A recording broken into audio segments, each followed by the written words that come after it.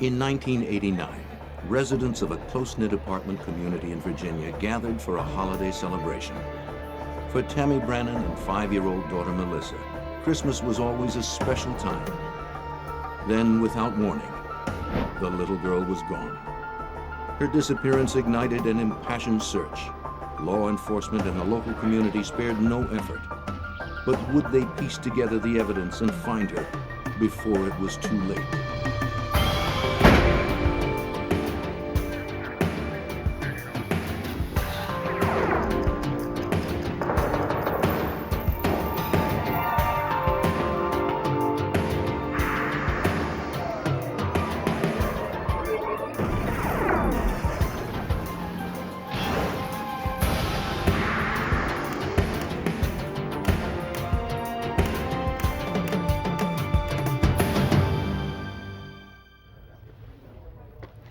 In 1989, in front of close to 200 witnesses, a child disappeared. 5-year-old Melissa Brannon vanished from a Christmas party at her mother's apartment complex in Virginia. Children have a way of wandering off, but it soon became clear this was more than a case of a lost child. Someone had taken Melissa. What sorrow compares to a mother's grief? What kind of monster preys on children? I'm Jim Kallstrom, former director of the FBI's New York office. The hunt for Melissa galvanized the community as a nation held its breath and waited for word. All victims deserve justice. All criminals must be punished. But when a crime involves a child, the stakes become so much greater.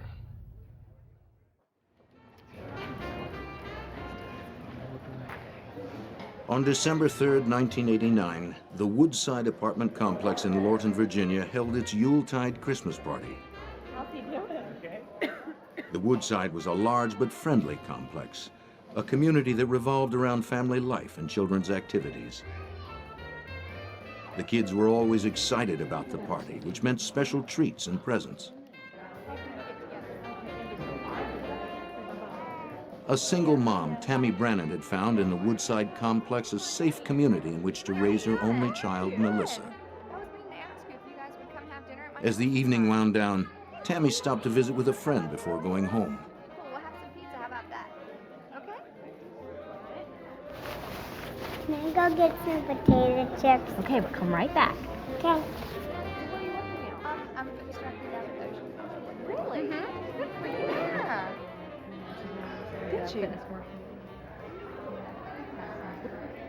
We gotta get ready. Okay. We have a lot to do. She's getting so big. So cute. She is. Did you see where she went? She lost sight of her daughter for only a few seconds.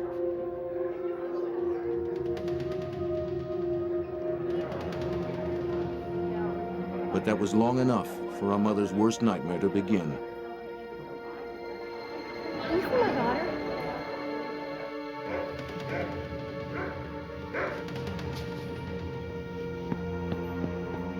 Melissa?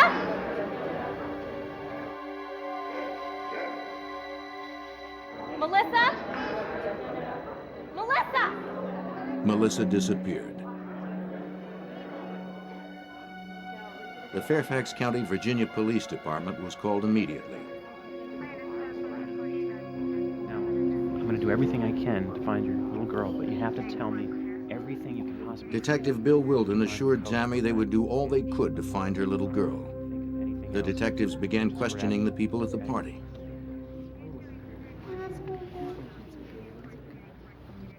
No one could recall seeing Melissa leave the party or anywhere near the front door. I'm Detective Wilden. This is Rappaport with the Richard Rappaport, the Fairfax Department's search commander, joined Detective Wilden to organize the search party. If you come across anything suspicious, an article He would head up proposing the a piece of- investigation. Does everyone understand? One of the possibilities, cold of out course, there. was that she had just hidden somewhere in the building, was playing with some friends, or had wandered off. So immediately the patrol officers on the scene did a very good job of searching the building, and they began a search of the immediate area surrounding the building. The night of December 3rd was a bitterly cold night in the Washington area. Someone outside that was 5 years old without a lot of protection probably would not have survived through the night. It was that cold. All the adults that can participate, I need you outside with flashlights. Rappaport coordinated a more specific grid search of the area with patrol officers and dozens of volunteers from the complex. Let's go.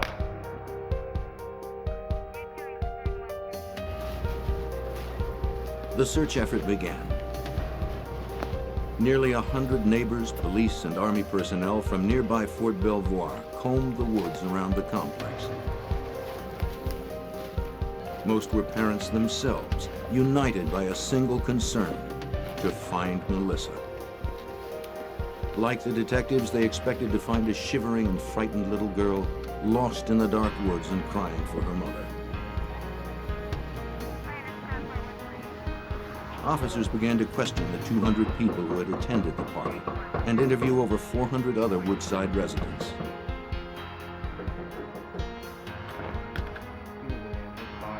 Though the complex was large, many residents knew Melissa and knew her to be very shy.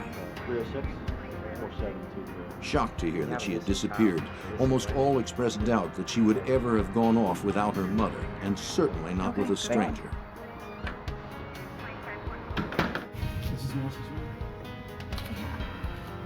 Detective Wilden went with Tammy to her apartment to interview her. He questioned her extensively about her past and possible troubles with her neighbors or employer. An accountant, she had never had any problems with anyone. Tammy had lived at Woodside for over 3 years since her divorce from her husband in Texas.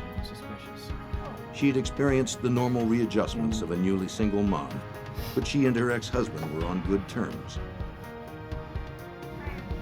When detectives discovered an open window in the furnace room, Jim Gobin, the crime scene investigator for the Fairfax County Police Department, was asked to examine it. Right through here.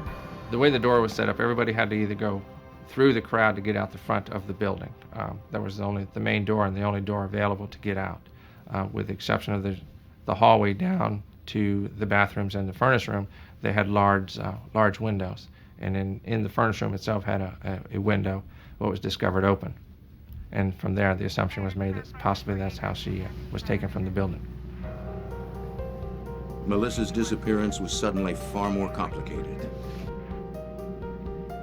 The search for a missing child had become a possible abduction case. Did you see her leave the party at any time? The police continued their questioning with even greater urgency and began to hear repeated mention of the strange, even bizarre behavior of the maintenance man for the complex. That was the last I saw What was him. his height? Several of the women reported how offended they were by extremely vulgar sexual propositions made to them by Caleb Hughes.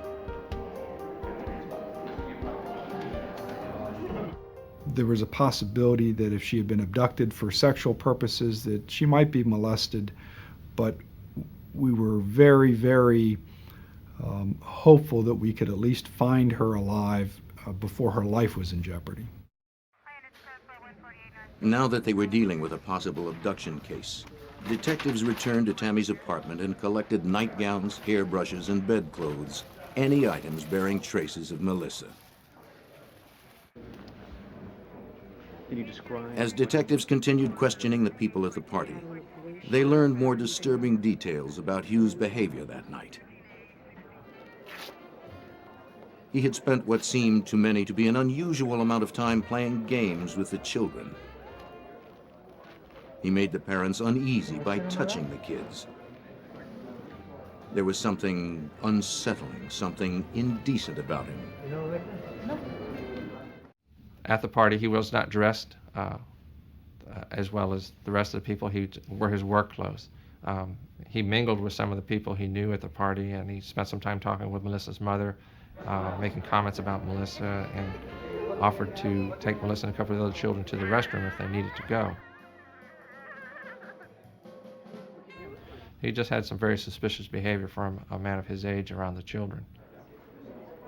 With growing suspicion, the detectives tried repeatedly to reach Hughes by phone and then went to his house, but were told by his wife that she had no idea where he might be.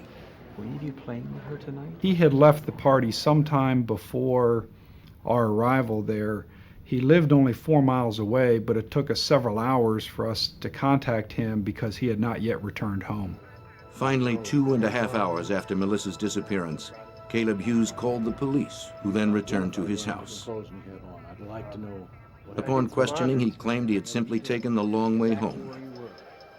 The officers immediately noticed he was wearing different clothing from that reported by witnesses at the party. I washed clothes tonight when I got home. They're in the wash machine over there. In the washing machine, they found the clothes Hughes had been wearing, as well as his sneakers and a leather belt with a knife sheath. The knife was missing. You washed your shoes at 2 a.m. in the morning? Yeah.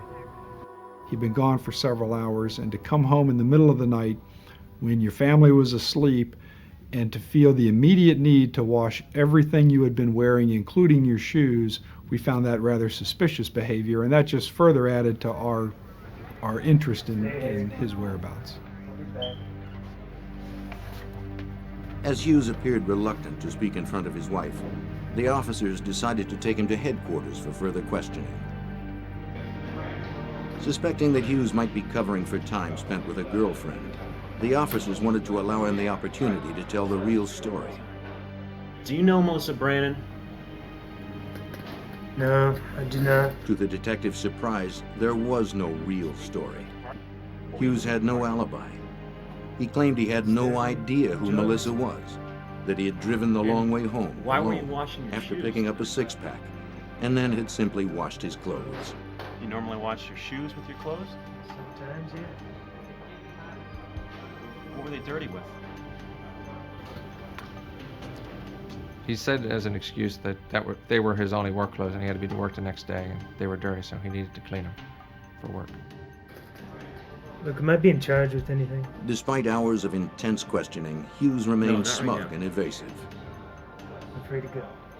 Finally, Yeah, you're free to Detective go. Wilden told him he was free to go, But I know you're though he guilty. was almost certain Hughes was lying. Well, you're gonna have to prove it then, aren't you? As far as the Fairfax County Police Department was concerned, Caleb Hughes was the prime suspect. Believing Caleb Hughes was involved in Melissa's disappearance, Detective Bill Wilden contacted Fairfax County Commonwealth Attorney Robert Horan. It was a suspected homicide, certainly by then. He made some statements that were out of character One time. for somebody who really Melissa is Brannon? a suspect in a crime of this nature. You would normally think the minute somebody would suggest you or I have abducted a 5-year-old child, Look, am I I free mean, to you go? would think it would be Am I the being most charged with- vigorous, vehement outburst. Of course I didn't. Well, they got nothing like that. Matter of fact, at one point he said to Wilden, "Prove it," which is again an unusual reaction for somebody who had nothing to do with it. Gogan had photocopied Melissa's picture and printed hundreds of flyers to help in the search. And as the sun came up, the search expanded into further down south on the highway. They sent soldiers out to do massive searches through the woods, along the railroad tracks, and as possible ideas of locations where she might have been were developed, again, hundreds of people were gathered to search and walk those areas. The car Hughes had been driving that night belonged to his wife. She gave investigators permission to impound and search it. Detectives examined it for fingerprints, blood, fibers, hair, any evidence that would document Melissa's presence there. Fingerprint tests revealed that only the Hughes family had left prints on the car. Next, all the hairs and fibers needed to be collected from the interior. This type of trace evidence was usually retrieved with a vacuum cleaner, but there was simply too much debris inside. When I first approached the car and looked inside, I just kind of went, whoa. They had 2 large dogs, the Hughes. They carried them a lot in that car. It was just cluttered with dirt and debris and just a mess inside that car. And I just kind of shook my head like this was going to be a real challenge. So I decided to use the masking tape as an alternative to the vacuum cleaner, just hoping to just get what was on the surface.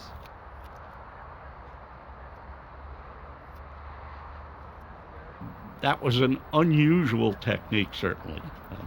In my years, that was the first time I ever had run into it in the Fairfax Police Department. And it's a very common technique now. Gauguin then placed the tape between layers of clear plastic so that it could be examined intact under a microscope. As the car processing continued, Melissa's disappearance quickly became the lead news story in the Washington, D.C. metropolitan area. Melissa Brannon is 3 feet tall, 48 pounds, with blue eyes and dark blonde, shoulder-length hair. She was last seen wearing a pink ski jacket, red plaid skirt, and black shoes with gold buckles. The night of the party, Melissa had been wearing a navy blue acrylic sweater with a Sesame Street Big Bird picture, red tights, a red cotton plaid skirt, and a pink parka. When I found the red and blue fibers that were visible on the tape, I did kind of get excited about that. But at the time I was excited but worried because we needed to find her to identify the clothes, the possible clothes. Without Melissa, that was going to be real tough. When Gauguin conducted luminol testing on the interior of Hughes's car, he found traces of blood on the steering wheel, brake pedal, and floor mat. When a light is shined on the luminol-treated area, bloodstains will appear fluorescent. While the luminol process is quite accurate as a blood locator, it can also destroy the genetic characteristics of the sample. When I sprayed the steering wheel, I got the reaction on the steering wheel and as well as on the pedals of the vehicle. That's where it fell to. These items were swabbed and collected. Hughes's shoes had been washed, but the lab was able to identify possible blood stains on their soles where fresh cuts had been made. It became very suspicious when I received the clothes from the officers who searched the house and noticed that he had cut his tennis shoes. Kind of putting two and two together, that why was he cutting his tennis shoes and why did I get a reaction to blood on the gas pedals? Surely Caleb Hughes had tried to cover his tracks to avoid a link to an unimaginable crime. What is your name? Caleb Hughes. How old are you? With the luminol findings showing blood in his car, the detectives were increasingly confident they could get a confession from Hughes. He was brought in for a polygraph test. He had no explanations for the fresh cuts on his shoes. No. Once again, he gave no explanation for the 2-hour, 30-minute delay in getting home. But as it turned out, there never was an explanation. He said, I just took the long way home. It was the best they got. Did you harm Melissa Brannon? No. Did you kill Melissa Brannon? No.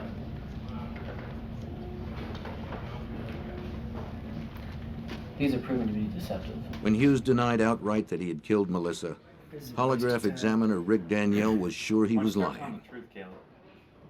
He really denied ever having seen this child, denied knowing who the child was. He was showing pictures of her, never seen that child before.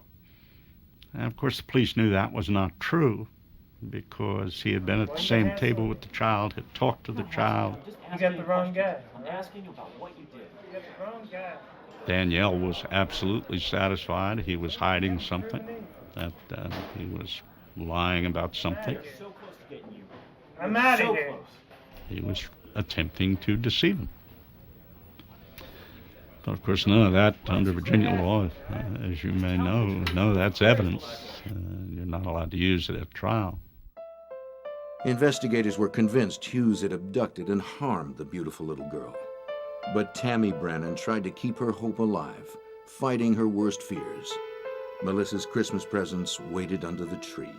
News 7 has confirmed tonight that the investigation into the disappearance of 5-year-old Melissa Brannon appears to be focusing on one primary suspect. Police will continue their search efforts and to pursue leads. There is now a $10,000 reward for any information concerning Melissa's whereabouts. For Tammy Brannon and her parents, the hours passed in an agonizing wait for more information. Sunday night from her Melissa's disappearance electrified the tiny rural community of Lorton, a suburb of Washington, D.C. Only 5 months earlier, 10-year-old Rosie Gordon had been bike riding in her neighborhood when she was abducted, raped, and murdered. Her killer had never been found. Nice to meet you too. Rosie's mother quickly came to Tammy Brannan's support. The yellow ribbons that punctuate trees and balconies at the Woodside apartment complex in Lorton have Once weathered Melissa's 3 disappearance was snowstorms. reported They've on the held their news, position the community fear rushed to and her support. speculation as to the Yellow whereabouts ribbons of began 5-year-old appearing on Melissa Christmas Brannan. trees throughout the area. By all indications, Tammy was a wonderful mother, very loving mother, very, very protective of her child. Melissa was her only child, and I just think all those facts together struck a chord that virtually anyone could identify with those circumstances, and people's hearts went out to the Brannan family. Hundreds of people volunteered to post flyers throughout the region and assist the local authorities in their search. A new expert was also brought into the search effort. The National Center for Missing and Exploited Children sent John Gold, one of their search and rescue consultants. We are legislated into being as the state clearinghouse for all the information regarding missing persons, and we also assist families and law enforcement kind of as a liaison between the two, working as many cases as we can. After debriefing, Gold and his partner went directly to the apartment complex clubhouse. Check his stride out here.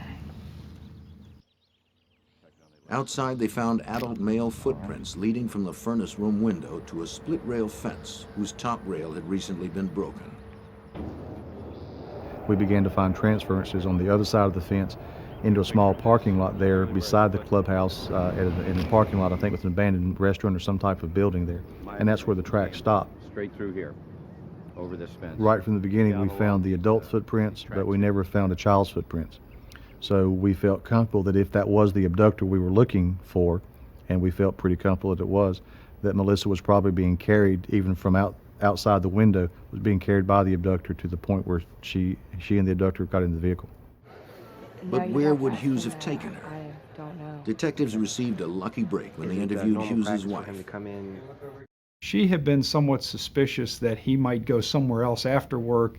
She didn't want him to go anywhere except to work and directly back home. And so unbeknownst to him, she had made a note of what the mileage was. And the following day told us that she had checked the mileage again and that 12 miles had been put on the car. We now had another piece of possible information about the extent to which he could have gone that night. We first marked the location of the crime. This was the apartment complex in southern Fairfax County. We next located Caleb Hughes' residence, which was in northern Prince William County, roughly in this area. We then took a string that was the equivalent of 12 linear miles and tied the two ends of the string together and placed them over the pins. So we simply took a pencil and defined that area so that any point at the end of that string represented the outer limits of the search that was conducted on December the 8th. Within 3 days of Melissa Brannan's disappearance, investigators had organized a 25-square-mile joint search with the Army, Police Department, Civil Air Patrol, and Coast Guard. Over 500 volunteers turned out for the effort. We have a 12-mile radius that we need to cover. Black patent leather shoes, with gold bows, and a pink hooded jacket. We had dozens of search teams that were comprised of trained law enforcement people, civilian volunteers, and military personnel. They were doing step-by-step searches of defined areas. Each area had been broken down and was assigned to a team. We're going to be looking for the clothing a lot. That's going to be one of the main things. They had specific instructions on how to search.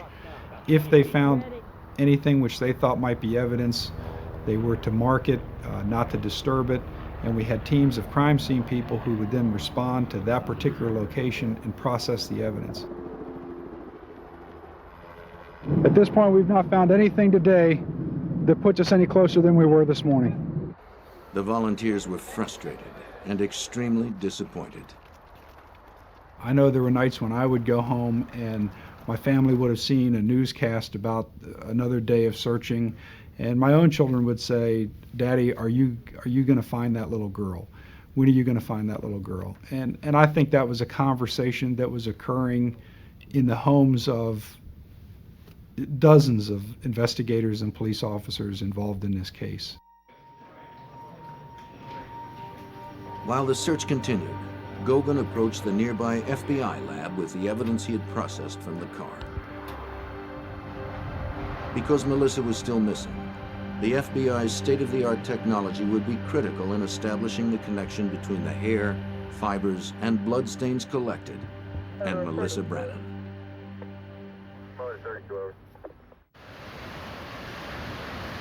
Agent Doug Diedrich of the FBI's Trace Evidence Unit would examine the evidence. Perhaps he could find a link to Melissa Brannon. There you have to go to extraordinary measures to try to recreate, if at all possible, the environment of the victim, most recent environment, and also the types of hairs that the victim may have, the type of clothing that the victim may have been wearing the night of the disappearance. And that's the difficult part. As long as Melissa was still missing, filing charges against Caleb Hughes was all but impossible unless compelling evidence could be found. Diedrich and the lab examiners were impressed by the large number of fibers that had transferred onto the passenger seat of Hughes's car. Fairfax County investigators had identified nearly 70 different fibers.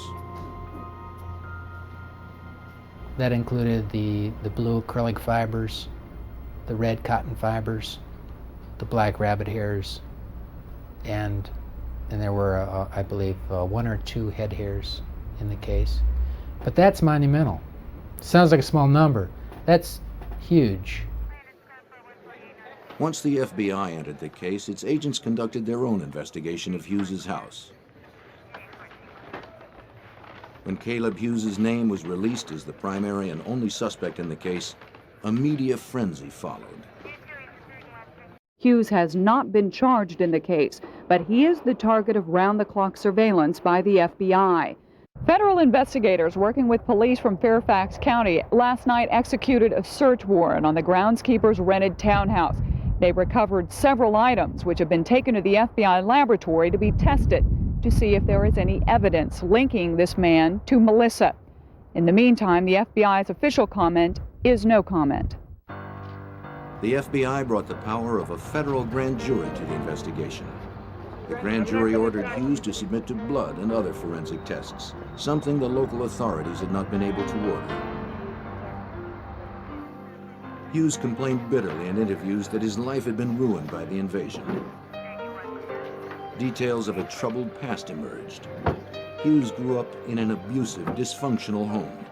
He had a record as a juvenile delinquent, a long history of drug and alcohol abuse, and a disturbing attraction toward children.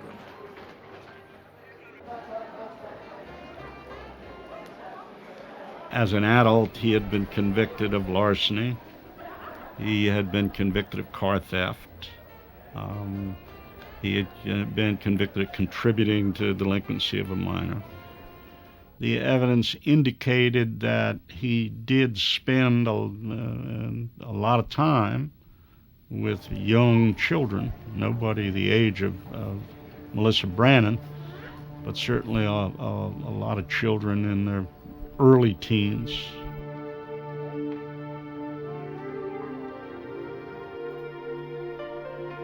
In the lab, FBI examiners had begun analyzing the stains on the soles of Hughes's shoes. Though luminol testing had damaged the samples taken from Hughes's car, they became increasingly convinced that these minute traces contained blood serum proteins that could determine the crucial connection to Melissa. This blood's been... The samples were submitted for DNA and serology tests. Make that for a slide, for sure.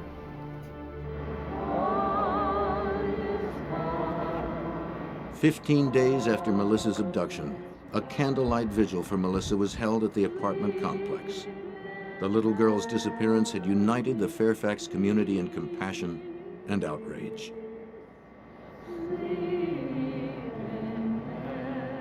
And during that whole Christmas season of 1989, that every night on the 6 o'clock news, you saw the video shot that her grandfather had taken of Melissa Brannon. And I'm sure I was like many, many people in the metropolitan area of Washington who felt that they knew her from seeing this lovely child every night on television.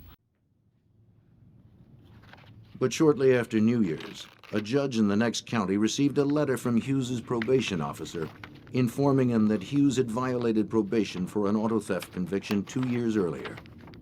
On January 24th, the judge revoked Hughes's probation, and he was finally put behind bars. The earliest he could be released was November, giving the Fairfax County prosecutor ample time to build his case.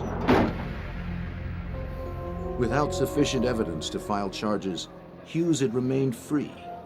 But now, with Hughes safely put away, the FBI had the time needed for the extensive testing required by the trace evidence. There was still a chance Melissa's body might be found, but without it, the case against Hughes would have to be made in the FBI lab.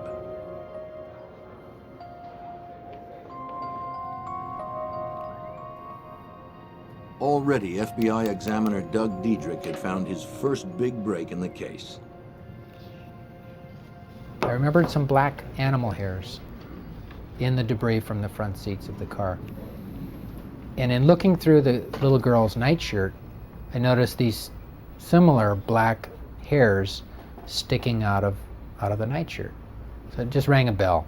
I went back, mounted those up on slides and compared them, and sure enough, dyed rabbit hair, and they matched each other. The rabbit hairs from Hughes's car and those found on Melissa's nightgown both revealed a distinctive corncob texturing. An exact microscopic match. Agent Diedrich immediately called the prosecutor to determine whether Tammy Brannon owned a rabbit fur coat. Not only was it confirmed that Tammy Brannon owned a rabbit fur coat, she had worn it to the Christmas party. Her mother had bought it in Germany, and it was dyed an extremely rare bluish-black color almost unknown in the United States. Melissa had handled the coat at the party and at home. Diedrich had made the crucial connection between Melissa and the car of Caleb Hughes. So you not only, you tied those rabbit hairs, you tied that match not only to the fur coat of her mother, you tied it to the front seat of the car, but you also tied it to the child's environment itself, the rabbit hairs on the shirt of the child. To me, that was a significant point in the case, because then it starts pushing me in the direction of we might have something. And from there, it was a matter of digging some more, see if I couldn't find some additional fibers that may be of value. So I started digging a little bit more, starting looking a little closer, asking questions of myself, asking questions of the evidence, because it's speaking. Strange, but it's speaking to me. As week after week passed, Melissa's name eventually disappeared from the news. Life in Fairfax County had returned to normal, but Tammy Brannon was still no closer to finding her child. It's tremendously difficult for the family to come to terms with everything that has gone on, to come to terms with still trying to hold on to that glimmer of hope that their child's alive, and then the realization that in all likelihood, they may never find their child alive or may never find the body of their child even after they've been murdered. Tammy was forced to face the reality that by now, there was almost no chance Melissa could still be alive. We wanted to close this case and not just close the case in the sense of identifying and prosecuting a suspect, but we wanted to bring real closure to the case in answering the question, what happened to Melissa Brannon that night? Why did it happen? Such questions plagued Tammy Brannon. Depressed and unable to work, she remained secluded in her apartment, waiting. Agent Diedrich had examined the blue acrylic and red cotton fibers in the passenger seat evidence collected by Jim Gogan. Sort of an At first glance, they appeared to match descriptions he had been given of the red tights and big bird sweater Melissa wore that night. But without a duplicate outfit to make an exact fiber comparison, he was at a dead end. And so I went home, spoke to my wife. Of course, she straightened me out right away that if it had a big bird on it, it wasn't Winnie the Pooh, and it had to be sold at JCPenney's, having young kids of my own about the same age. Diedrich asked his wife if she kept any old JCPenney catalogs in the house from the last few years. She said she knew she had a Christmas catalog. Teased me about being a pack rat. I think it Diedrich was paid off. astonished to find a picture of an outfit that exactly matched the description of that worn by Melissa. JCPenney's catalog. I collected it 2 years ago at Christmas. Oh, great. The FBI contacted JCPenney, and the store began a search of its records. For more than 2 months, Tammy Brennan had anxiously waited by the phone for some kind of information or word about her daughter. Where is she? Then, completely unexpectedly, she received a phone call. A man's voice told her he was holding Melissa for ransom and that she must deliver $75,000 the next day, or her little girl would be seriously hurt. Can I talk to her? Had Melissa been found? Yes. Yes. The national statistics will tell you that a child who's abducted by a stranger is usually dead within 3 hours of the abduction. So the likelihood of Melissa being alive months after the abduction is extremely slim. Mom, they have Melissa. Tammy immediately called her mother, but Detective Wilden cautioned them not to let their hopes get too high. No, don't call anyone. I'll tell you all about it. Just come over right now. Once again, Melissa Brennan was about to become front-page news.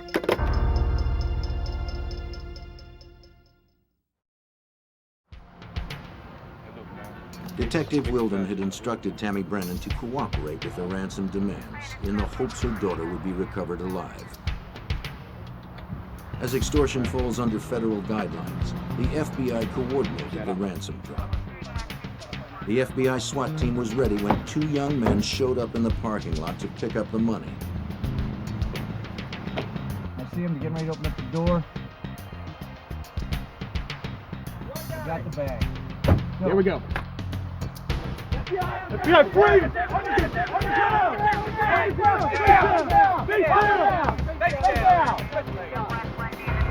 They were quickly arrested. But did they have Melissa in their possession? The information provided in the ransom call was so vague and so generalized, it's entirely possible that the person who called may have picked up that information simply by watching the news or reading the newspaper. Usually if there's a ransom demand that is legitimate, they're going to have very specific information that would be known only to the abductor and probably some of the investigators. The 2 arrested youths were former students and roommates from a nearby university who had seen an opportunity to make some easy money out of Tammy Brennan's tragedy. They were convicted of 5 counts, including conspiracy and extortion, in the United States District Court in Alexandria, Virginia.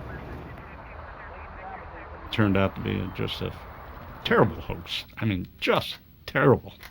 The notion that you would do that deliberately to a mother who was going through what she was going through. There were copious amounts of dog hairs in the tape samples collected by Fairfax County crime scene investigator Jim Gogan, as well as dozens of human hairs. FBI lab examiners separated and painstakingly subjected each one to testing. Finally, a hair was found that was different from the others. The hair was a very light blonde, the only one of its type found in the vehicle. But it was an exact match with the hairs found in Melissa's hairbrush. Matching the human hair with Melissa was the second big match for Diedrich. But the critical link of Melissa's clothes to the fibers from Hughes's car was incomplete without a duplicate Big Bird outfit to analyze. Because it had been a special Christmas outfit, produced only once, it could not be found in stock. JCPenney gave the FBI a list of people who had purchased the outfit from its catalog division. They then sent FBI agents out across the country to locate those people and determine if they still had the Big Bird outfit that they had bought from the JCPenney catalog, and ultimately they were able to locate a sample outfit from a family that still had the outfit. Obtaining the outfit could mean the difference between conviction and acquittal in the case. The FBI asked the family traced through the JCPenney records to send it to their crime lab. Well, I remember that day pretty clearly. I knew the outfit was coming in. The fiber color, according to the color in the catalog, was navy blue. But the fibers that I was finding were sort of purplish blue. So I was a little anxious that maybe this wasn't the same outfit, that maybe we were going in the wrong direction. So when that package came, I was, again, uncomfortable with even opening it, because I thought I was on the right track, but I didn't want to be wrong. I opened up the box, and sure enough, it had a purplish coloration to it. So it kind of gave me a nice, warm, fuzzy feeling there that I might have the right color anyway. Fibers were pulled from the red cotton skirt and the blue acrylic sweater. A thorough analysis of the fibers from the outfit indicated an identical match with the fibers from Hughes's car. From the red cotton threads to the blue acrylic yarns to the yellow cross threads from the plaid skirt, the duplicate Big Bird outfit matched in every respect with the car fibers. What I was finding was meaningful evidence that an abduction had taken place, that in fact the victim, in all likelihood, had been in the front seat of the subject's car. With the new evidence, the prosecution could now piece together the actions of Caleb Hughes on the night Melissa disappeared. At the party, Hughes had tried to pick up several adult women, but when they rejected him, he sought a substitute. There you go. Smile. Fueled by frustration and alcohol, Caleb Hughes became a desperate predator with a perverse desire. His stalking eye fell upon the children. He waited and watched until an opportunity presented itself. When it did, Caleb Hughes seized an innocent and trusting child.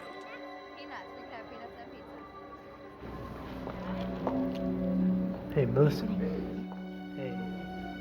Remember me? Come here. By abducting Melissa Brannon, Hughes had crossed the boundary into the unspeakable. We got to like some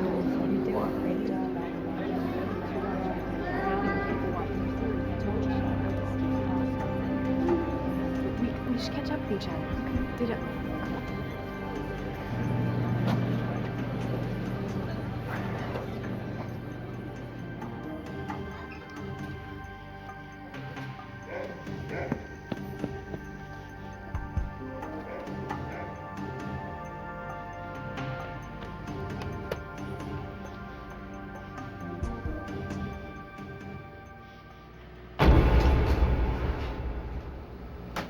The analysis of the duplicate Big Bird outfit produced compelling evidence. It would be a powerful tool in the case against a man who investigators felt was a ruthless child molester and murderer. But Agent Diedrich had to convince the jury how incredibly unlikely it would be that these fibers had come from any source other than Melissa's outfit. He began asking people at the FBI to give him any items they may have made of navy blue acrylic. He collected more than 100. And the objective was to see, do the fibers that I found in the front seat of Cal Hughes' car, do they match any of these? The answer was no. From the items, Diedrich collected 126 different acrylic fibers. He made 7,983 comparison tests with those fibers against the ones found in Hughes's car.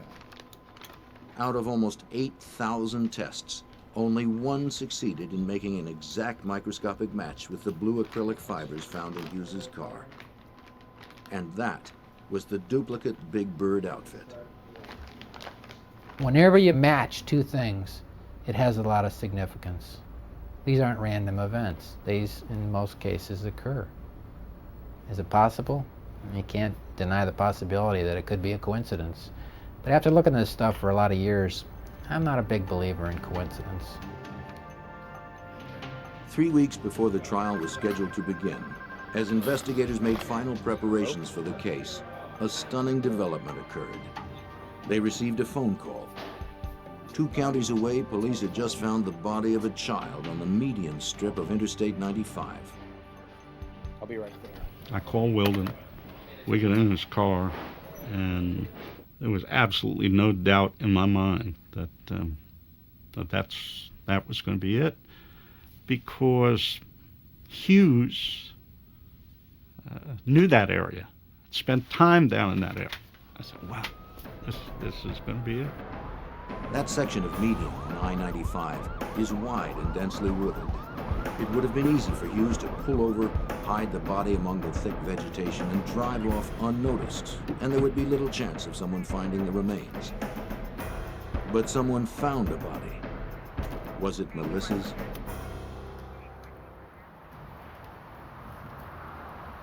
If it was Melissa Brannan's body in the highway median, Fairfax County Commonwealth Attorney Robert Horan felt he could put Hughes behind bars on Murder 1 charges. His hopes were high, but they were soon dashed. As soon as we got there, as soon as I saw it, I knew it wasn't Melissa Brannan, because the skeleton had rings on 3 fingers. But it was a young girl.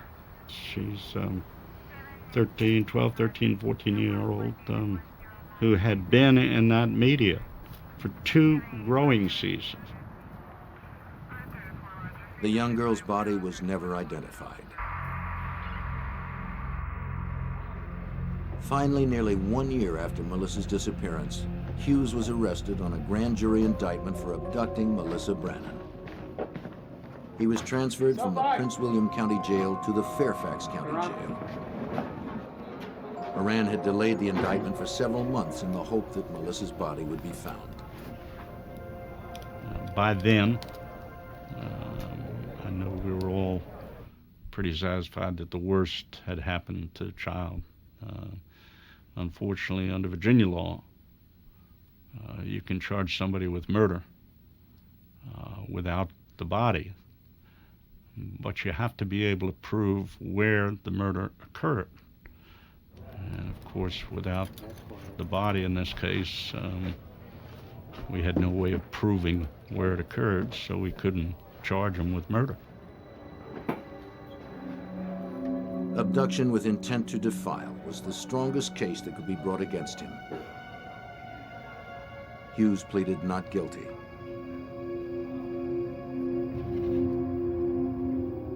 Few people in Fairfax County believed that Melissa could still be alive, but everyone, most of all Tammy Brannan, needed to know what had happened and needed to see justice served. Because it's tremendously important that the family of that child had definitive answers, that they know what happened to their child, even if the news is not pleasant. They need to understand exactly with concrete information what happened to their child. They need to be able to have closure. They need to be able to give that child the burial that they deserve and go on with their lives.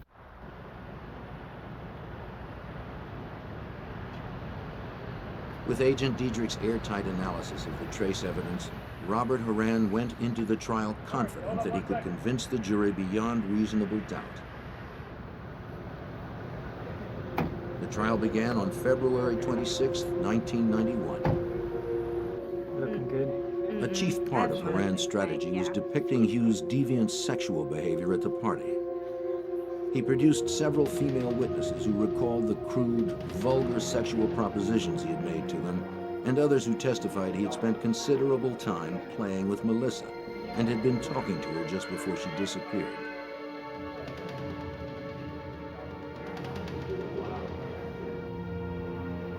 His behavior was even more extreme, trying to eliminate the evidence. Washing his clothes, his leather belt, his shoes. He could not account for the fresh cuts on the soles of his shoes. Nor could he account for his whereabouts for the 2.5 hours between leaving the party and arriving home. But the problem for the defense is somehow you had to explain that time. And there was never an explanation. I mean, it would have gutted our case. Our case is over. if you can explain any of that time. Though tests for blood on the shoes had proved inconclusive, the prosecution was now able to show the jury the exact matches made between the rabbit hairs, the head hair, and the fibers found in Hughes's car. Nonetheless, the defense argued that all of the fiber and hair evidence was purely circumstantial. It may be circumstantial, but it is powerful circumstantial evidence because it doesn't change.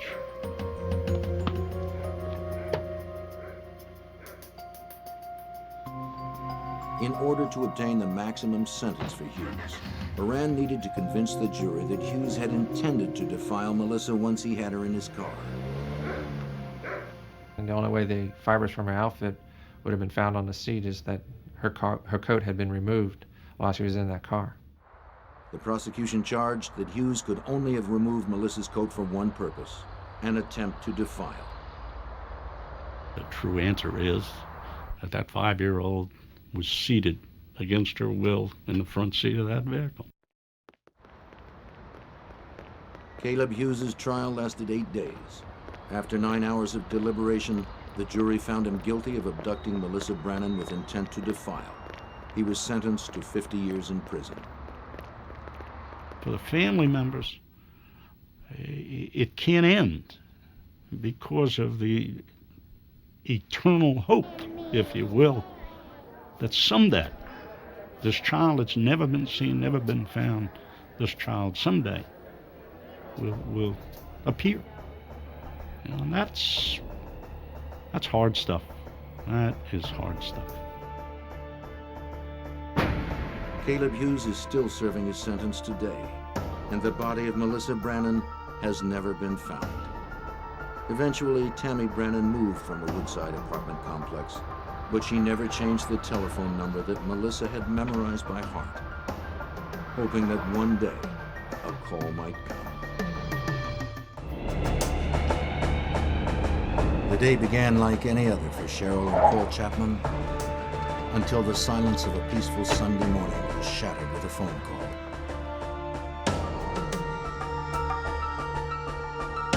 Cheryl's sister Nancy had not shown up for work, and several attempts to reach her by phone were unsuccessful.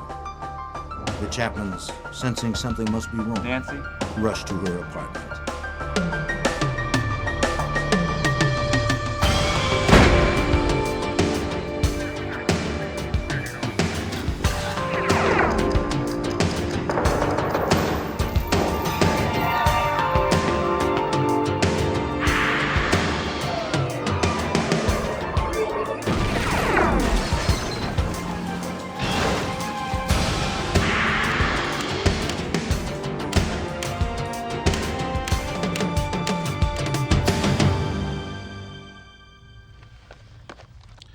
Some killers are stealthy, killing with an almost clinical precision. Others act on a violent impulse, saturating the crime scene with their rage. How a murderer behaves tells much about who he is. In 1987, the brutality of a triple homicide in Anchorage tested the mettle of even the most seasoned investigators. I'm Jim Kallstrom, former director of the FBI's New York office. When Nancy Newman and her 2 young daughters were found slain in their apartment, local law enforcement needed help. They called the FBI. At the crime scene, clues were everywhere, but seemed to lead nowhere. Agents knew that to crack this case, they need to somehow get inside the killer's mind.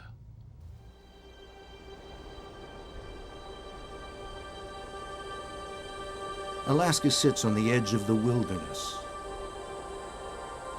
seemingly isolated from the rest of the world and its troubles. Its inhabitants are united by the beauty of the landscape and a mutual respect for the self-reliant nature of the community. On the rocky coast of northern France, where the Atlantic Ocean crashes ashore, the villagers of Karnak wake up each day to a little. It was shortly before 8 a.m. on a Sunday, March 15, 1987. Cheryl and Paul Chapman were awakened by a phone call. Cheryl's sister, Nancy Newman, was hours late for the breakfast shift at the restaurant where she worked.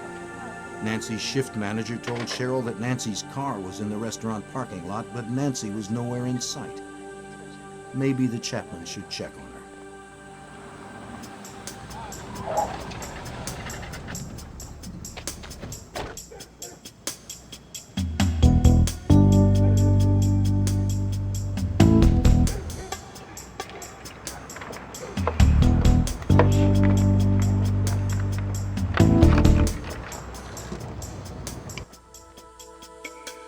From the moment Paul and Cheryl arrived at Nancy's apartment, they sensed something was wrong. There was no sign of Nancy. Her two daughters, 8-year-old Melissa and 3-year-old Angie, were nowhere in sight.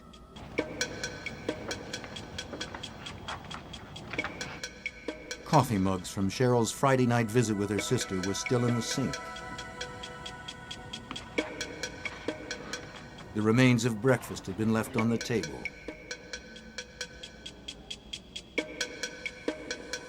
The tin where Nancy kept her tip money sat empty.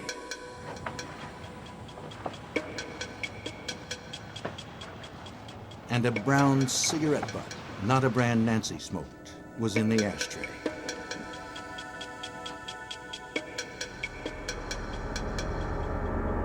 Nancy? Nancy? In Nancy's bedroom, Paul made a gruesome discovery. He found Nancy lying beaten and lifeless on her bed. Paul rushed to the other bedrooms to find Nancy's two girls.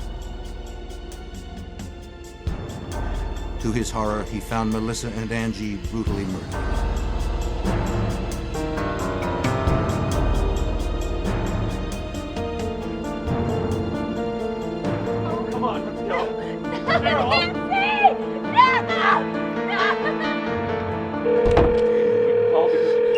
Emergency? Yeah, trying to get the police, please.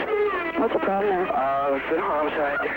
There's been a homicide? Our sister-in-law didn't show up from work. They called us at our house, but no one had seen her. We came over to find her. Where at? 4310. 43. And it's terrible. Just send somebody to see me today. Well, we've got someone on hold right now.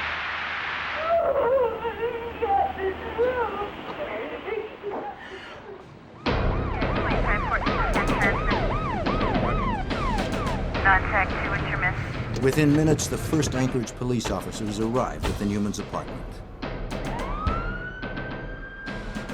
Not wanting to disturb the crime scene, the officers secured the area and tried to calm the distraught family until the crime scene processing unit arrived.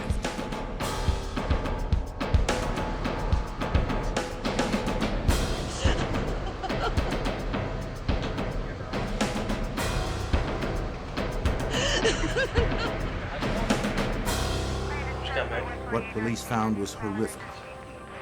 Nancy and Melissa Newman appeared to have been beaten and strangled. Little Angie Newman's throat was cut so deeply she was almost decapitated. Nice. Rigger? Not yet. Does it sit? Anchorage police officer Bill Gifford was at the scene. Well, the impact of a case like this is quite often it's hard to capture in words.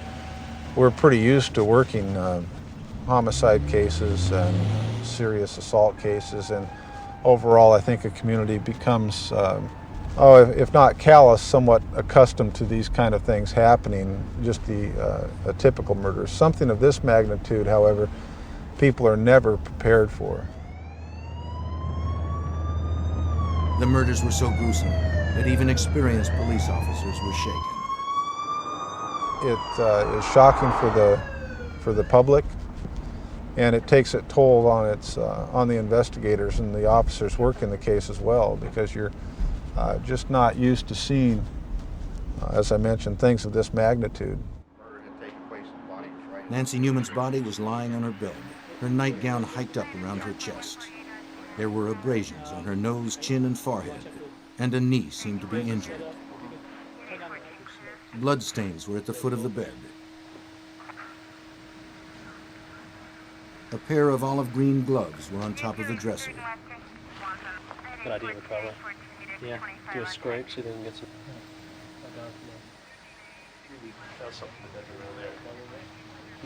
Down the hall, Melissa Newman was found on her back in the middle of her room. A bloody, twisted pillowcase under her neck. Another pillowcase had been used to tie her arms.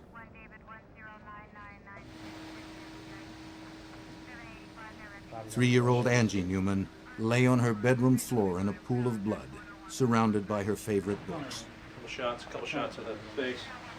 There's the bed where all the blood is. Everybody's ready? Here it is. Bloodstain pattern analysis often yields clues. The positions of the victims and killer. The movements of the victims.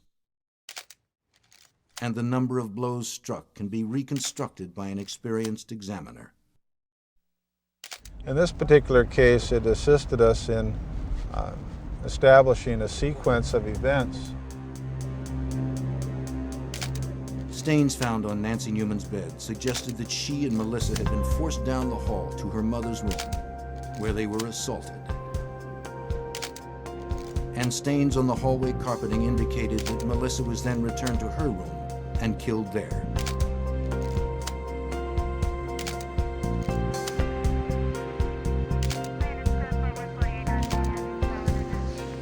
Officers treated each area as a completely separate crime scene.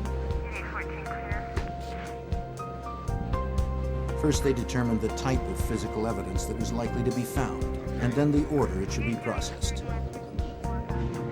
How are we doing? Given the horrific nature of this crime and the lack of an obvious suspect, investigators knew that every possible piece of physical evidence was potentially invaluable. Here, all these plates. Anything off this cover? Oh, yeah. Super. Great. Detective Sergeant Michael Grimes was in charge of the Anchorage Police Department's Homicide, Assault, and Robbery Unit. I knew that they were going to be in this crime scene for hours and hours and hours. This immediately is what we identify as a forensic case. There was very little disturbed by them when they found the bodies, so we were very fortunate in that respect.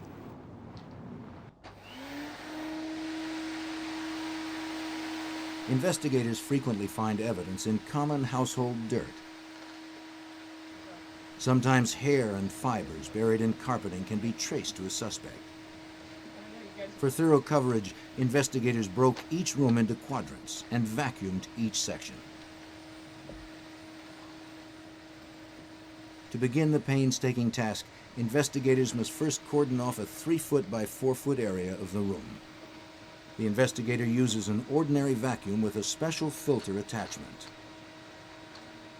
As the debris is pulled off the floor, it travels down a short tube and then goes into a collection point. There it becomes trapped in clean filter paper. Once a quadrant of the room has been processed, the filter is removed and placed into an evidence container.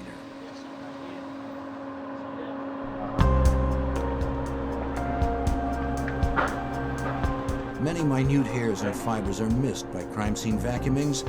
Therefore, a portable argon laser is used, which causes unseen hairs and fibers to fluoresce when exposed to the laser's light.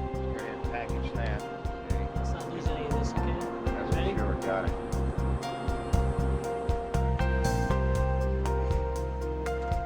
A technique called luminol processing was also used to look for traces of blood. If present, the luminol spray will cause the proteins in the blood to fluoresce, making them visible to examiners.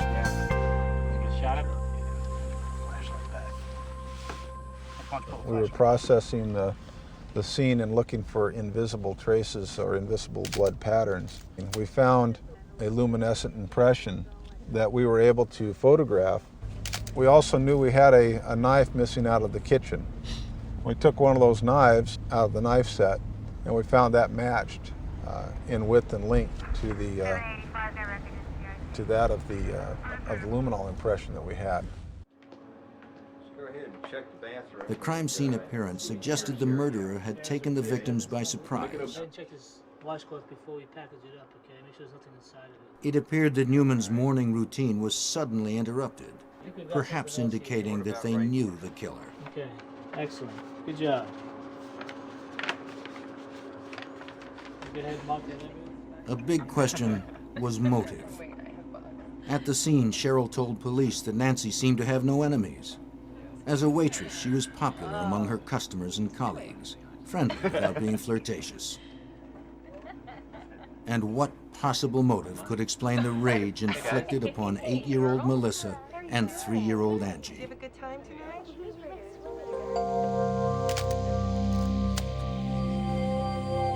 Burglary was unlikely. It was obvious to investigators that the apartment had not been ransacked or otherwise disturbed. Investigators struggled to find a solid lead.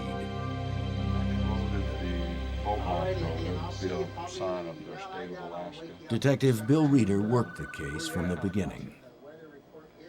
The initial lead came from the scene itself, that we could find no signs of forced entry. So that kind of leaned us toward looking at people that had access to the apartment or knew the victims. Immediately the questioning began. Neighbors, family and friends, anyone who may have had information. What we were looking at was to find someone that had seen anything unusual, any strangers in the area, had heard anything unusual, had seen someone carrying things away, anything at all that would help us focus on someone or somebody.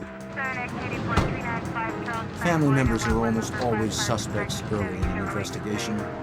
Paul Chapman was no exception. Though he had no one to back up his alibi, which was that he was alone most of Saturday, his reaction to discovering the bodies was clearly one of trauma and loss.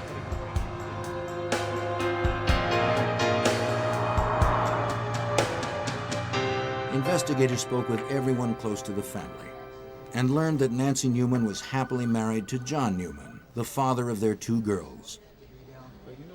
He was a suspect, spouses usually are. But John Newman was in California training to be a locksmith at the time of the murders. Another way to eliminate a suspect is to watch and continue to talk to him. John never gave us any indication other than he wanted this case solved. He was extremely distraught, gave all the signs that anybody would give under the circumstances. Because the Newmans lived in a multi-unit apartment complex, Detective Grimes knew that interviewing neighbors in the immediate area would be a daunting task.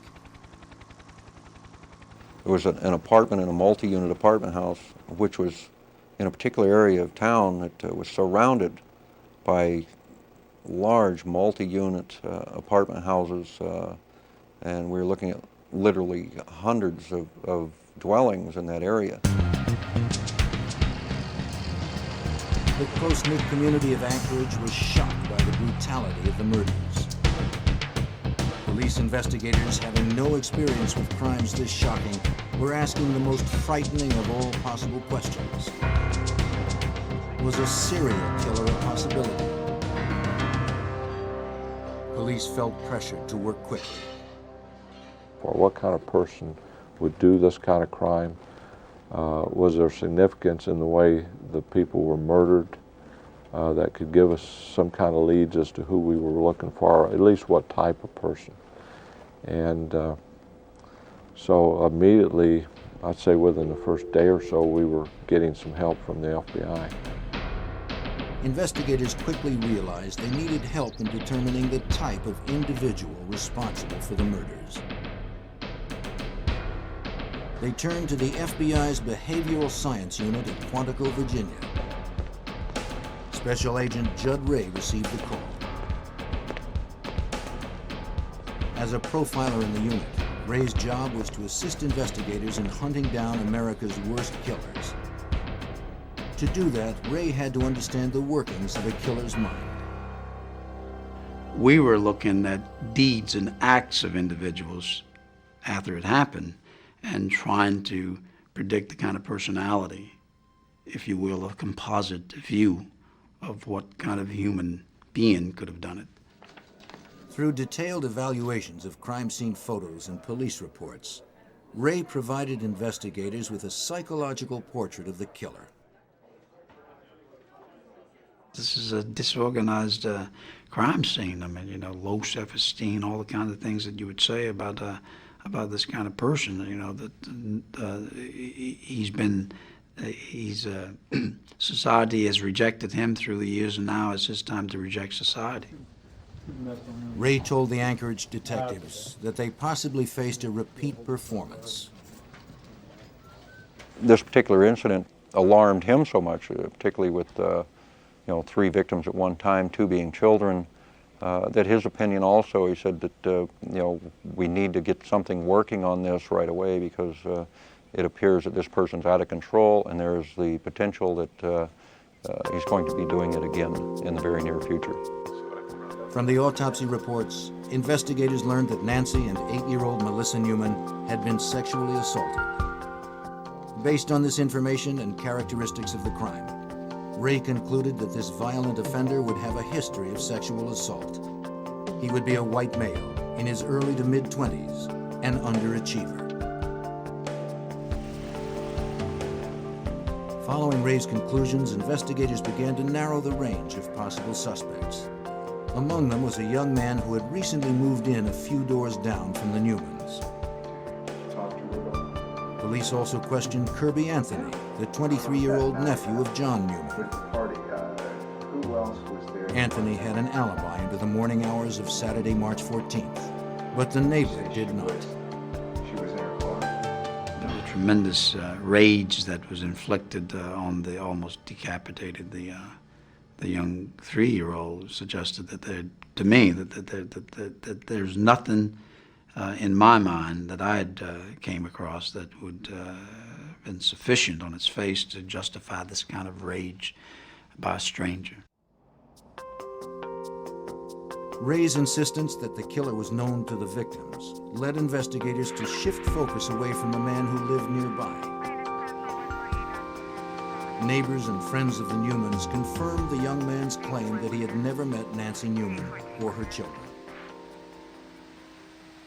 Because I had talked about familiarity, somebody that's close to the family, somebody that knows her, that had some sort of relationship with her, perhaps even been rejected by her.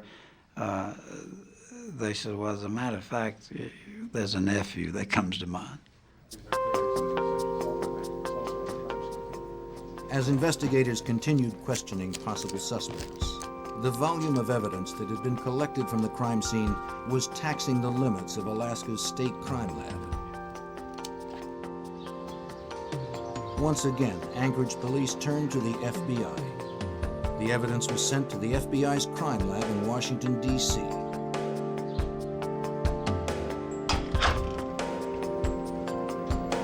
Hair and fiber expert Doug Diedrich was given the case. Diedrich began by sorting through the evidence, searching for any link to a suspect. Hairs, fibers, glass particles, soil, paint chips, anything that may have been transferred during the killer's violent contact with his victims. Altogether, I believe I looked at over 300, close to 400 items of evidence from the crime scene, from the victims, from elimination samples from different people, both suspect and relatives and possible acquaintances. Fibers are unusually difficult to trace, and because no one knew what the killer was wearing during the murders, there was no basis in which to compare recovered fibers. The varieties that are out there are endless, so that when an individual in a case, for instance, who is wearing a particular type of clothing transfers fiber material, that evidence will be considered to be unique. Even though they may have made a number of garments of the same type, by the time it gets out into the public, this material is dispersed like a drop of oil in the ocean. It's there, but it's hard to find. Distinct fibers, amounting to less than a thimbleful of evidence, were recovered from throughout the Newmans' apartment. Diedrich's expertise of fiber transfer, however, enabled him to reconstruct the suspect's movements during the crime, giving investigators a clearer picture of what actually transpired in the apartment.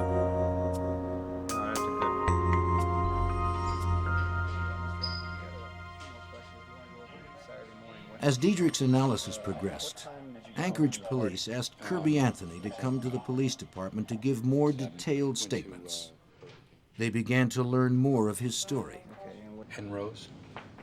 Anthony and his girlfriend had moved from Twin Falls, Idaho to Anchorage 18 months earlier. Both had stayed at the Newmans for a while, but were asked to leave about the time they found jobs on a fishing boat.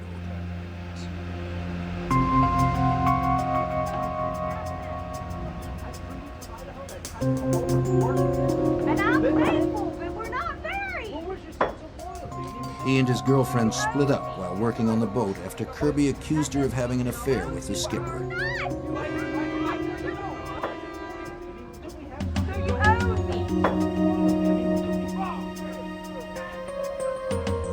His mates described him as irrational and unstable after the breakup. He clashed with the skipper and was fired.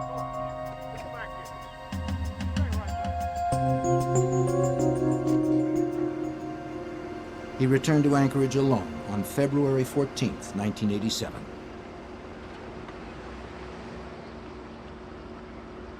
Having nowhere else to go, Anthony took a taxi from the airport straight to the Newmans.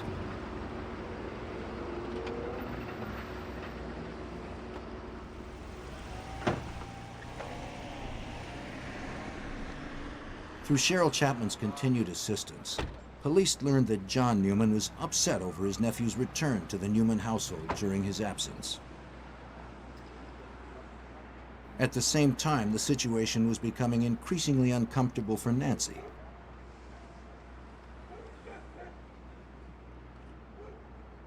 After a few weeks, she asked Anthony to leave. He moved in with an acquaintance, Dan Grant. As the investigation began to focus on Kirby Anthony, Sergeant Grimes recalled his first encounter with him. The day of the murders, Detective Grimes took on the task of notifying Anthony about the deaths. I told him that we had some bad news for him, that his aunt and her two little girls had been found dead just earlier that morning. As I recall, Kirby grabbed his hair and started wailing and moaning, but it was all dry-eyed. There was no tears. Anthony's demeanor did not fit that of a grieving family member, but Grimes knew that Anthony's odd behavior would never justify an arrest. Well, I know I was.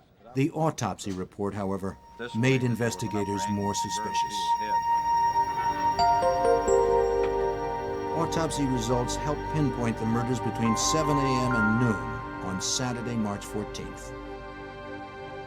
What we're able to demonstrate is that the murders happened early in the morning, after the victims had gotten up in the morning. One of the victims had had a bowl of cereal. The other was in the process of eating some cereal. The mother was in the process of having a cup of coffee.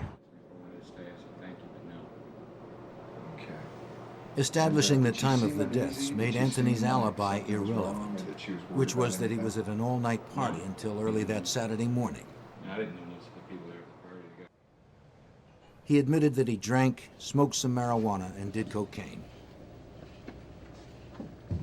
Hey man, wake up! Get up, man!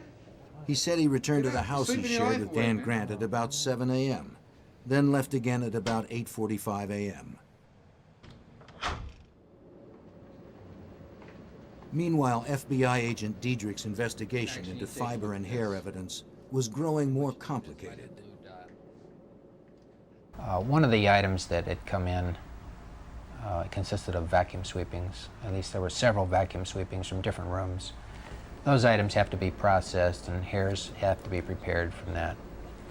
What was, I think, probably the most difficult aspect of this case for me was in trying to account for every hair that was found in that residence.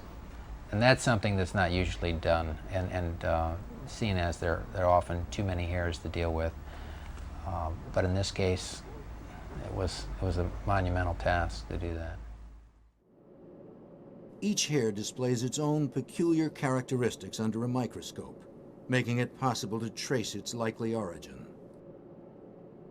The fact that hairs will differ from person to person is very evident when you magnify these characteristics upwards of 250, 400 times. To examine the fibers and hairs collected at the scene, Diedrich used two high-powered comparison microscopes connected by an optical bridge, one for known material and the other for material yet to be identified.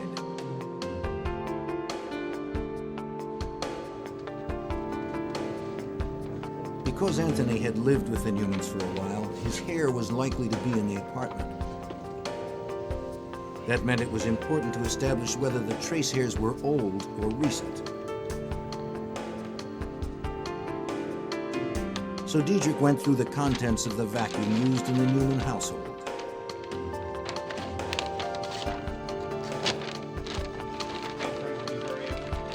Because of the vast quantities of hairs and other items that were found in the bag, I had to look at the vacuum bag from a layer standpoint. That is, what was the most recently deposited or recently vacuumed material. Since Kirby Anthony had denied being in the Newmans' apartment recently, it was imperative that Diedrich determine the condition of the hairs. The condition of the surface of hairs, the condition of the ends, the roots, will often indicate how long a hair may have been in a particular environment. Working his way through the layers of the Newmans' vacuum bag, Diedrich found some of the same types of hairs that did not appear to belong to any of the Newmans. These hairs had been recently deposited. In addition to the vacuum sweepings, unidentified pubic hairs were also found on the victims and inside their bedrooms. To determine the significance of these findings, Diedrich now wanted to know how hairs usually are transferred from one room to another. So he conducted his own experiment. It was a question as to how likely would it be to find somebody's hairs, say pubic hairs, in different areas of a home. So I designed a little experiment where I took a vacuum home, crime scene vacuum, to my house and vacuumed 4 bedrooms over a 2-week period, same time every day, just to see what types of hairs might be found. I was focusing mainly on pubic hairs. Diedrich preserved the material from every sweeping. He then compared the hairs from those sweepings with known hairs from himself. Diedrich was able to conclude that the hairs did migrate from room to room, mostly by sticking to socks or other clothing. The hairs deposited at the beginning of the experiment were deeper in the vacuum debris and therefore more damaged.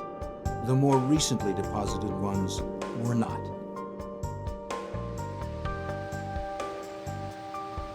The finding was significant to Diedrich. Since Cheryl told police that Nancy vacuumed her house Friday, the unidentified hairs found on the victims would have been deposited right at the time of the murders.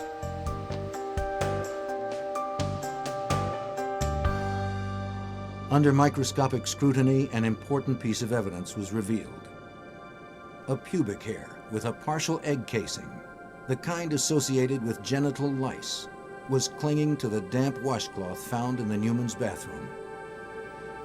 Diedrich told investigators of his findings and waited for a sample from a suspect in order to make a comparison.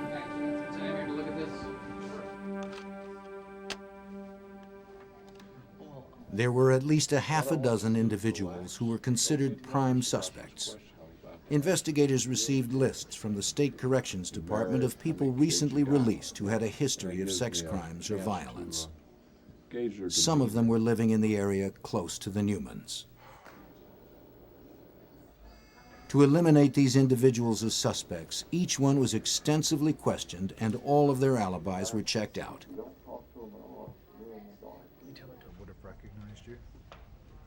Police continued to question Anthony. He admitted nothing. But with each interview, the details of where he was and what he did the morning of the murders changed slightly. That was a kind of an indicator of what we were going to be dealing with Kirby from the get-go, was these little lies that weren't necessary but were thrown out to us. Unaware of Diedrich's hair analysis, Anthony was asked by investigators to submit hair and blood samples. Wanting to appear cooperative, he voluntarily submitted the samples. They were rushed to Diedrich for comparison. The next day, Diedrich notified investigators that Anthony had pubic lice. Well, that was probably the most significant breakthrough. At that point, we could start focusing on Kirby as the suspect. When confronted with the evidence of the hair and egg casing on the washcloth, Anthony admitted that he did have lice. He said he had showered at the Newmans a week before the murders so as not to spread the pubic lice at Dan Grant's house. For Judd Ray, the dirty washcloth left at the crime scene told much about the suspect. The killer had cleaned himself at the murder scene. Why take the risk? Why not go home? It was obvious to me that he had to go somewhere where he couldn't go there all bloody, which sort of got into this guy's not a loner living alone somewhere. Ray's behavioral profile also predicted the killer would have been associated with a previous sexual assault. This prediction prompted investigators to look deeper into Kirby's past. They learned that Kirby Anthony had been the central suspect in an Idaho case that remains open to this day. The victim, a 12-year-old girl, suffered brain damage in the attack and was unable to testify. He had, just previous to coming to Alaska, been the focus of police attention down there. They had some type of outdoor picnic outing, and there was a 12-year-old that was found in the woods. She had been strangled, unconscious, near death, and she had been sexually assaulted. Their investigation pointed right at Kirby Anthony. Ray also predicted the killer would want to appear cooperative with police. They told us that the suspect would interject himself into the investigation. He would call to find out what the evidence was showing, and Kirby started doing that. What investigators did not share with Anthony was that Diedrich's other hair comparisons were also pointing to Anthony. The pubic hair found on the washcloth was only one of many positive associations Diedrich was able to make between hairs found at the crime scene and those submitted by Anthony. And in this case, a number of pubic hairs that were like Kirby Anthony's were found in the rooms, both the victims' rooms, the two girls, and as well as a couple of them that were similar to his on the bed of the mother. A hair from Anthony's head also was found on the top sheet of Nancy Newman's bed. Facial hairs that matched Anthony's beard were found on all of the victims and in their rooms.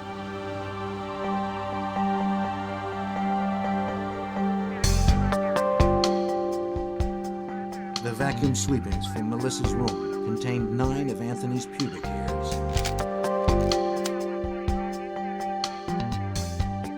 The sweepings from Angie's room included 2 pubic hairs, one with blood and one with lice casings. Investigators felt it was time to keep tabs on Anthony's movements. Through surveillance, investigators learned of Anthony's hangouts and discreetly followed him around town. They hoped that Anthony would reveal something to his friends that would further implicate him in the murders. If he did, the investigators would soon find out.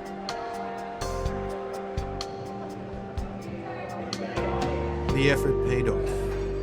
One of Anthony's acquaintances told investigators that he was writing poetry on napkins and passing the poems around the table. He told one of the women that Nancy Newman had been forced to watch part of the assault. It was my aunt, 2 nieces. Investigators also learned that at one point after the murders, Anthony called his ex-girlfriend's mother in Idaho to tell her about the crime. Angie Newman had been stabbed, he said, and Nancy and Melissa sexually assaulted. In both instances, the call to Idaho and the scene at the bar, Anthony could not yet have known about the details he described. You must have read a different article. The information had not been released by police to the press, nor had investigators mentioned it to Anthony during questioning. Pretty sick. I don't remember those details. You did?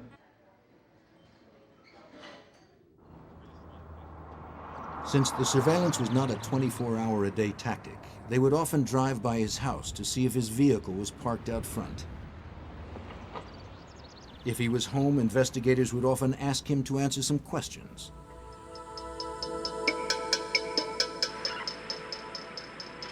The circumstantial evidence against Anthony was mounting. During a visit to his residence, investigators noticed a manually operated camera belonging to John Newman that had been reported missing after the murders. He told detectives that the Newmans lent it to him, but when asked later to demonstrate how it worked, he seemed to have no idea how to operate it.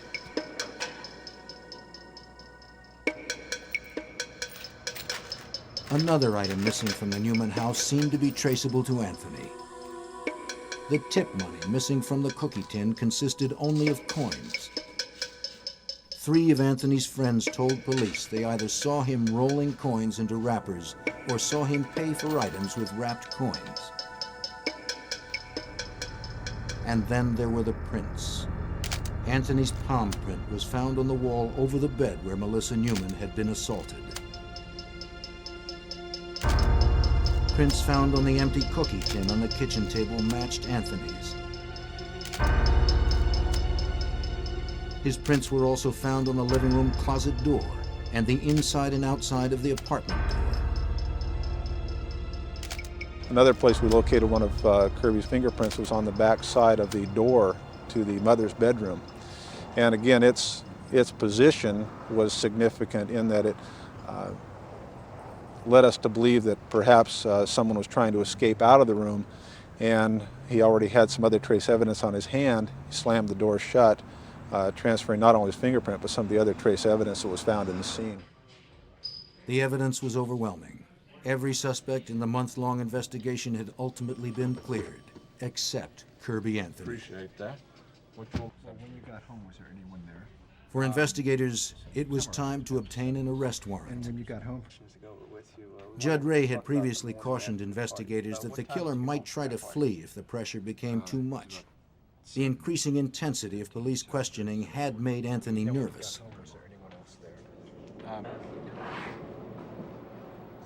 Judd Ray was right again. Anthony confided to his roommate, Dan Grant, that he was leaving town. He asked his friend not to tell police. I'll be back when it cools down.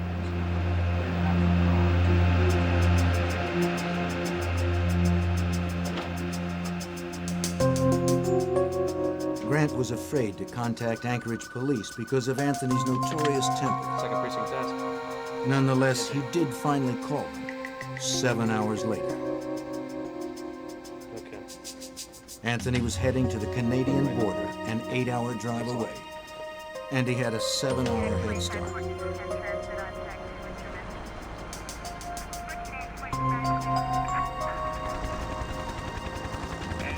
Anchorage and the Canadian border are separated by hundreds of miles of uninhabited wilderness. Anthony could be hiding anywhere.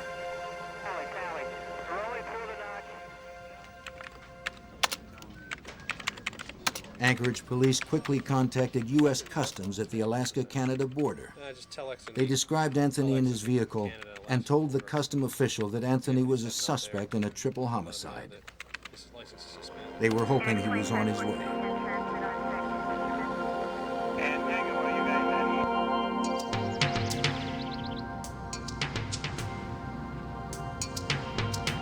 Less than an hour later, Anthony arrived at U.S. Customs.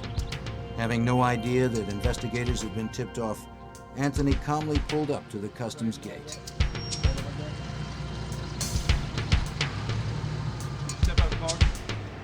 Could you get out of the car, please? He was detained and questioned until Alaska State Troopers arrived. He was arrested for driving on a suspended license and returned to Anchorage. Thanks a lot for the hospitality there.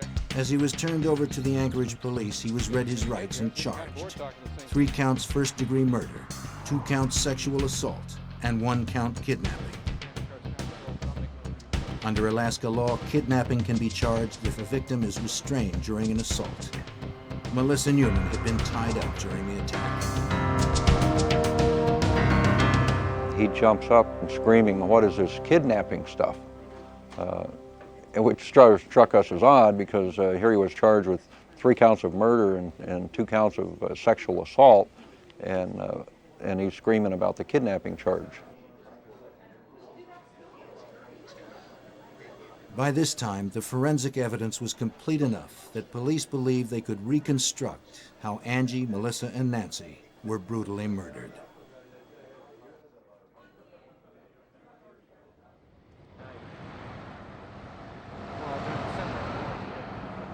The last time Cheryl Chapman saw her sister alive was Friday, March 13th.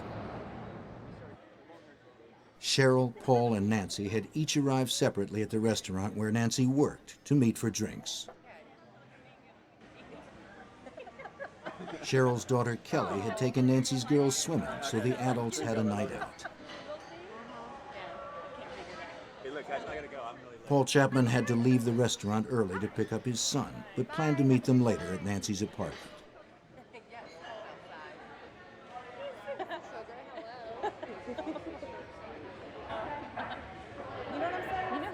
As they were leaving, Cheryl suggested that Nancy leave her car at the restaurant and ride home with her. Nancy had Saturday off, and Paul would gladly give her a ride back to her car tomorrow. I don't know. I never pay attention to. You're in, what, 11:30? Yeah. What time you come in? 11. 11? Yeah. Okay, well, I'm gonna go ahead.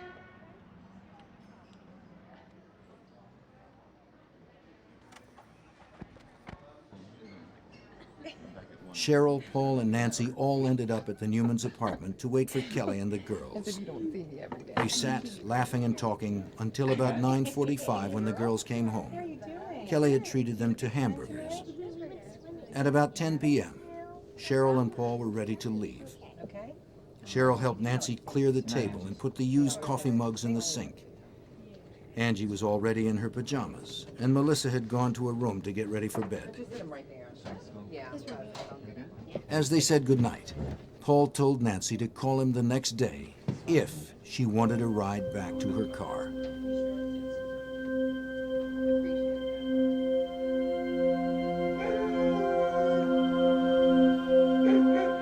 Sometime between 7 a.m. and noon on Saturday, March 14th, Kirby Anthony arrived at the Newmans' apartment.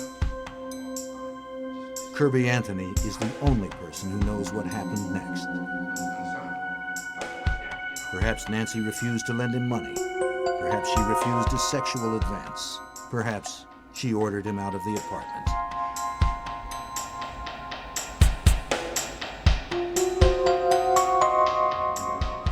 In any case, his anger boiled over.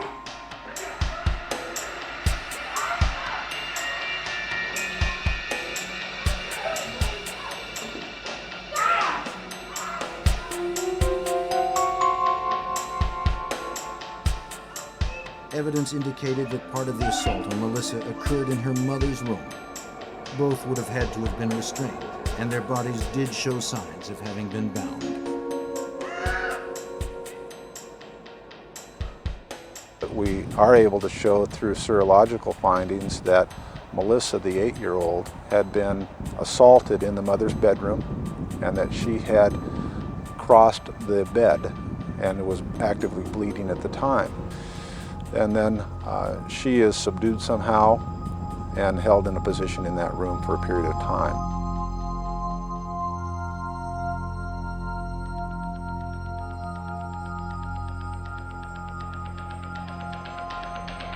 Melissa Newman probably witnessed the rape and murder of her mother. She then was taken back to her bedroom where she was assaulted again and killed.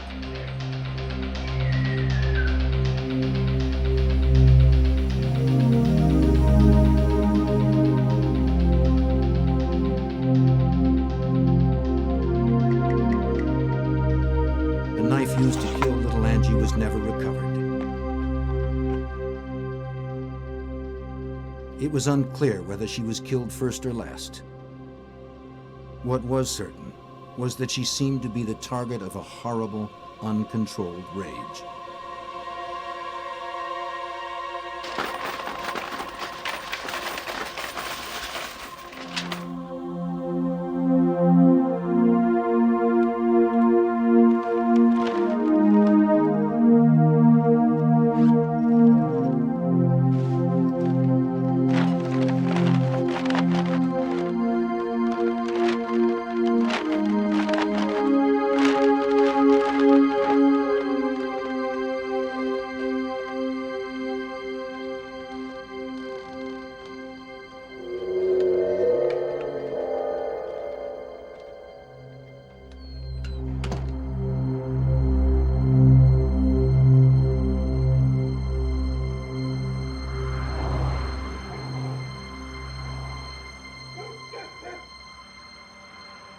Nancy Newman did not call Paul Chapman the next day for a ride to her car, nor did she answer the phone when her sister tried to reach her repeatedly.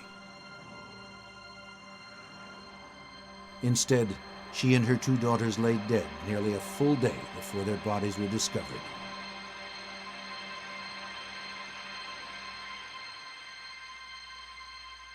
The particular grudge against Angie may have grown out of the few times that Anthony babysat the girls. Reportedly, he had called her a tyrant. But for those close to the victims, and for investigators working the case, nothing could explain Kirby Anthony's savagery. I don't really think that you could isolate any one thing that would cause a man to fly into the homicidal rage like Kirby Anthony did. Yeah, for the most part, I don't think that Kirby Anthony could even tell you why he would do something like that. A grieving John Newman sat in stony silence throughout his nephew's trial. After 8 weeks of testimony, the jury reached a verdict on June 3, 1988. A clean-shaven Anthony seemed confident as he waited for the verdict.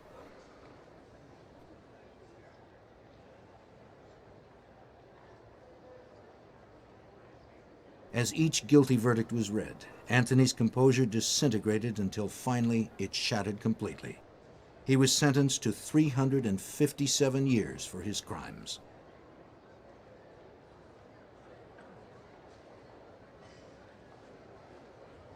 Kirby Anthony's conviction represented an almost textbook example of cooperative police work.